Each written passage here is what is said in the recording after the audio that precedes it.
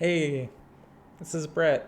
I'm trying something new today. I want to start a regular show called The Brett Code Show, which I can't think of a better name. So that's the name I'm giving it, where I thought I would talk about what I've been learning, what I've been working on, what I'm excited about in the world of coding over the past week or however long between episodes. This is the pilot episode, so we'll call it episode 0. And I think it would be nice to maybe experiment with things like live streaming it in the future. But for now, I'll just record it and publish it on the YouTube channel. So let's start off with what I've been learning. I've been reading this book called The Rust Programming Language, which is a guide to Rust. Rust is, like a lower level language than Ruby and Python, but modern and new and comes with certain functionalities that are really appealing. Like it's highly performant, it's memory safe, but it does have you managing and dealing with memory, but it's different than C++ and that world of things. And it just seems really interesting for all sorts of programming, something new to learn. And so I bought that book and have been reading through it and some other Rust resources online, in particular the Interactive Rustlings course, where you download a Git repository and go through a bunch of the exercises, and you progress through them, and it tells you whether or not what you did is correct. So the Rustlings repo, the Rust programming language book, there's a free version of the Rust programming language book online. It's by Steve Klabnik and Carol Nichols, and highly recommend it. You can read it online, or you get the print version. I like sitting there and reading the print version when I'm relaxing and taking it easy, rather than looking at a screen. So very thorough, very extensive. In terms of what I've been doing with Rust, well, I have a bunch of different dreams. I think it's just about learning it for now, but I think it's really interesting for game programming. I think it's interesting for building desktop applications with the GTK RS bindings. It's the Rust bindings for the GDK library. That's kind of interesting and appealing to experiment with. Command line applications, high performant web servers. Those are the things where I'm like, ooh, could be something different and new and faster. Just hoping to learn and grow as a programmer. So, been learning Rust. That's been probably the main highlight. I'll show you one thing I've made with Rust so far. So, I made this thing called Words, Werds. Let me bump up this text size a bit.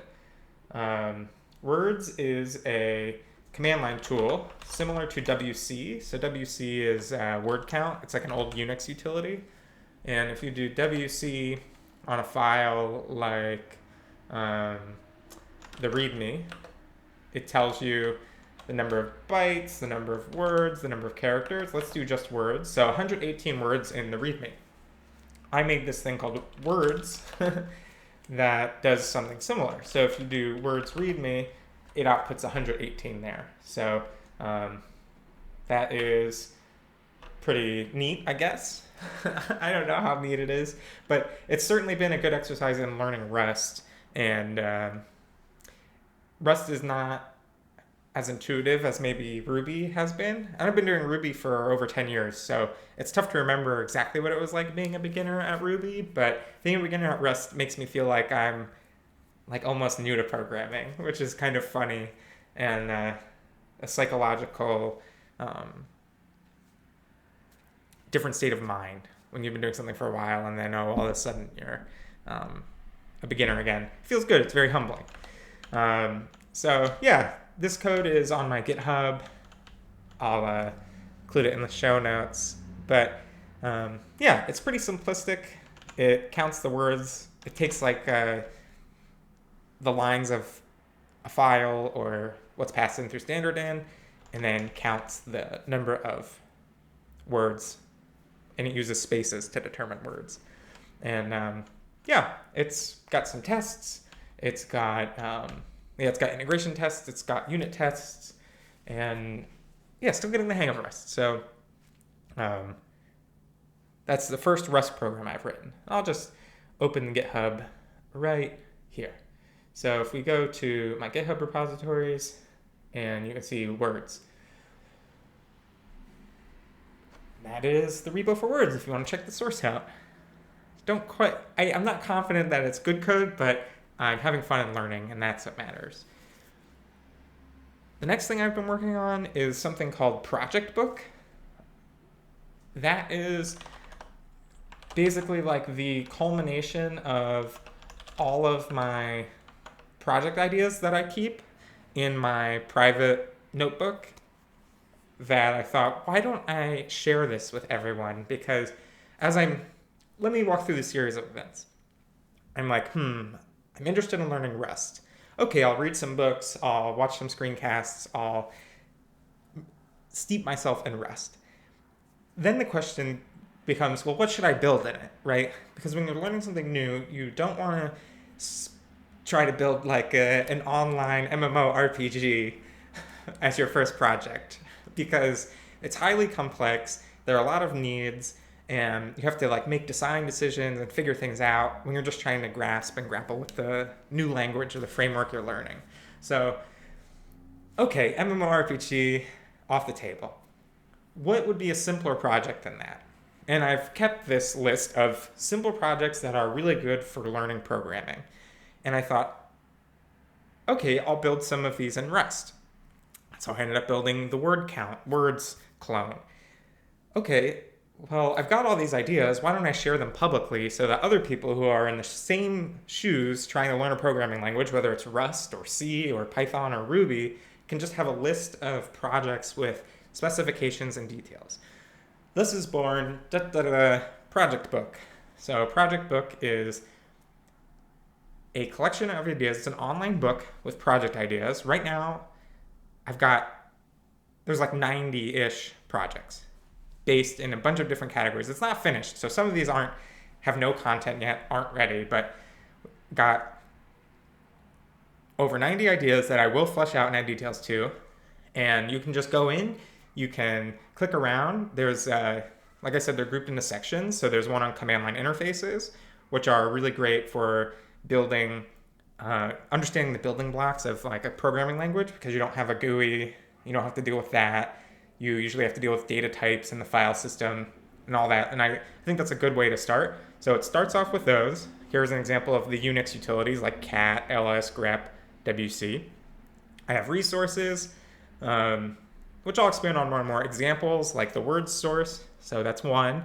I've got a section on libraries, which is like building an open source Ruby gem or a crate or that sort of thing. And ideas for what that could be and how it would work. And here's one that you can see that I don't have details for yet, but websites. So if someone's interested in web development, here's an idea of simpler websites that you can use to build.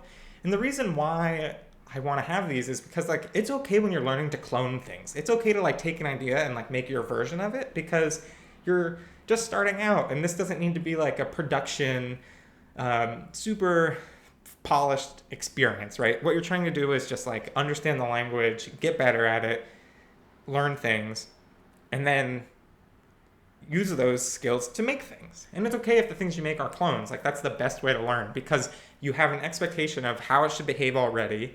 You can have references and understand that, and then you can just go ahead and use that knowledge and not have to worry too much about making decisions. And the goal with this is to make it so you have even less decisions to make. And I've even like created mock-ups for things. So like here's one where it's like a first section of web components.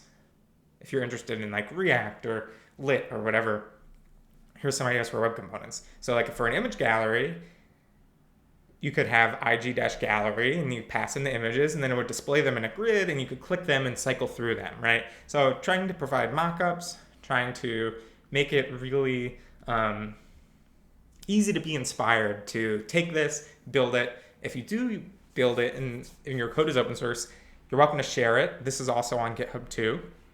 There's a whole bunch of web applications, from things like a vinyl code redeemer to a Linktree website. So I've been working on this, trying to flesh it out. We've got general graphical apps. which is fun if you're trying to do like desktop GUI or mobile app development. And then a whole bunch of games, because I like working on like game clones and dabbling in game programming. So that's Projectbook. It's not done, but the skeleton is there. A lot of half the projects have details, have to add details to the other half, and that's also on GitHub. So if we go to my GitHub, you'll see there's Projectbook, and that is built with a tool called MDBook. MDBook is a project for writing these books in Markdown, and it's a Rust command line tool that builds it and publishes it. And it's been really nice to work with. So if you're looking to like publish an online guide or book, MDBook, really great. So that is Projectbook. And then there's one other thing I've been working on, which is this thing. Well, I'll show another little quick demo. This is a lot of show and tell because, this is the first episode and I've been working on dabbling in a bunch of things. The next thing I want to show is this TUI, terminal user interface that I built very simply. So at work, we have this program, this alias called GBL, and it switches between Git branches. So if I do Git branch, if I do Git checkout the foo and do GBL, you can see 1 foo 2 main, and if I type 1, it switches to that. Oh, we're already on it. If I type 2, it switches to main. And it's this interactive way to switch between Git branches, which is really nice when you have long Git branch names, or they start with an ID and you can't remember the name, and it's really nice.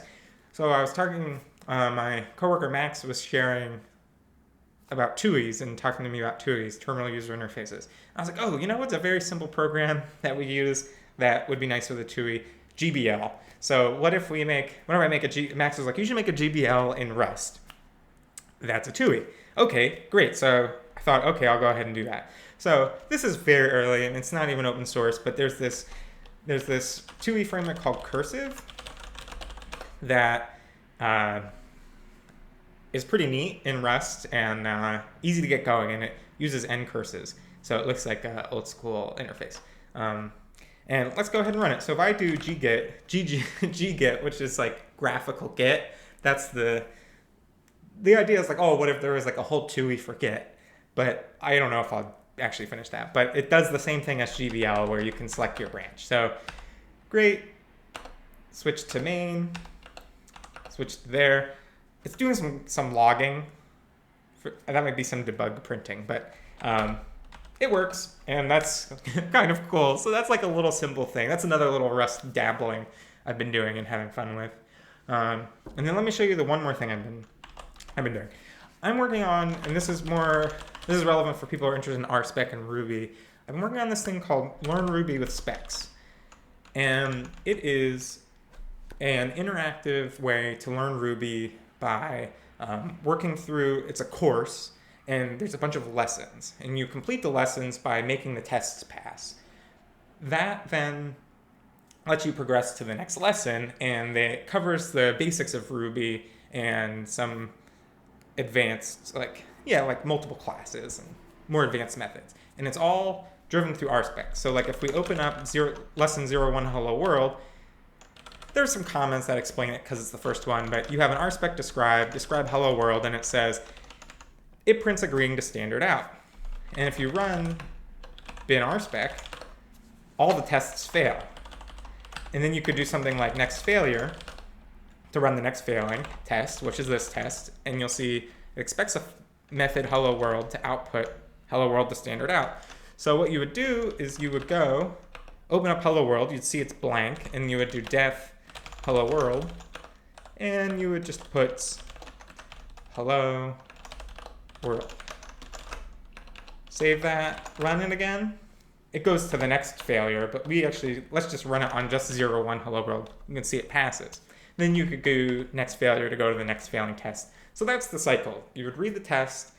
Hopefully it has enough clarity to understand the intent of what it wants the code to do, and then you'd write the code to do it. And this right now it has, let's see, whoa. I smashed some keys. It has 13 examples and a 14th, and the 14th isn't finished yet. It's like quite a bit more complex. It's like a jump in complexity than the other ones. But yeah, there's 13 examples. I have ideas for more I'm going to add in.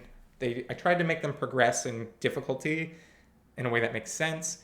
The examples aren't like super contrived. Like there's no FizzBuzz generator, if you know what FizzBuzz is from like interviews and stuff. I really struggle with that. I want it to be like, a lot of them come from, like Hello World is kind of similar in that like it's trivial and silly, but it's enough to do just one line of code and then progress from there. So the examples try to be based in like a real things, code that I've written that is helpful, and hopefully helps people learn Ruby. It's particularly useful if you're familiar with testing. It exposes you to RSpec a little bit, and it's probably good if you're coming from another language. It's definitely inspired by Rustlings and Learn Go with tests, which are similar programs. So this too is also on GitHub. And even though it's not done yet, I think you could try it and let me know what you think. So if you go to github.com/BrettChalupa/learn_Ruby_with_specs, there's also a website dedicated to it. It walks you through how to do this and the guides and what to expect and everything. So that's what I've been working on lately, just for fun. And yeah, I've been doing a lot of programming, I guess, and having fun and enjoying it and hoping that I can help others do the same. There's not much else I want to share. Getting back in the groove of making screencasts. I'm going to focus on RSpec and Ruby and Rails and kind of like say the things that I have to say, make the videos I want to make on that, and then probably shift away from Ruby and RSpec and Rails, and then do like some seasons, I guess. They're not actually seasons, I just think of them that way, on TypeScript. And because I've been writing a lot of TypeScript, especially in the front end code for work, I've been doing a lot of GraphQL. So I think TypeScript, GraphQL, testing with Jest, I think those are all things coming in the future. Web components. I'm very interested in TypeScript on the back end, and like not having to switch context between Ruby and Rails and TypeScript in the front end. I think it would be really cool to have like a full stack TypeScript framework. So I'm very interested in that. And then I'll probably make some videos and stuff on Rust as I get a little more confident and better there. But that's it. I think that's episode 0, the pilot of the Brett Code Show. And thanks for watching, and thanks for the people who have subscribed and supported the videos and been patient as I go through phases of making videos and then not making them. But I really enjoy making them and creating resources for people to learn programming, and so many free resources online have helped me, and I want to be able to give back and help those who are interested in learning. So that's it for now. See you at the next episode and the next screencast. And oh wait, I did remember one more thing. I signed up for Twitter specifically for Brett Codes. So if you go to twitter.com/Brett_codes, someone has Brett Codes without the underscore, and they got suspended. So I did Brett_codes. This will be specifically, I'll talk only about programming, about the screencasts, about what I'm working on. So if you want to follow me and get updates there, that's certainly one way. I also created a Reddit account, which is reddit.com/user/BrettCodes, no underscores, no other characters. And I just thought it would be a nice way to connect with others and support people. And I'll post new things on my like user subreddit. And so when there's new things there, I'll post it there too. I don't know how you want to follow and get things, however you want, whatever you want. But those are like the two main networks. I am interested in creating a Discord chat room to chat with you all, and like to have a community that we can interact in a way that's more than just YouTube. So I thought Discord could be neat. If you're interested in that, please let me know, and I'll get it, make it so others can join. I think I'm going to call it the Code Bunker, and I'll make rooms for like a motorcycle just drove by. Sorry. I'll make rooms for like RSpec, Ruby, Rails, those things. Just general updates from me and my projects.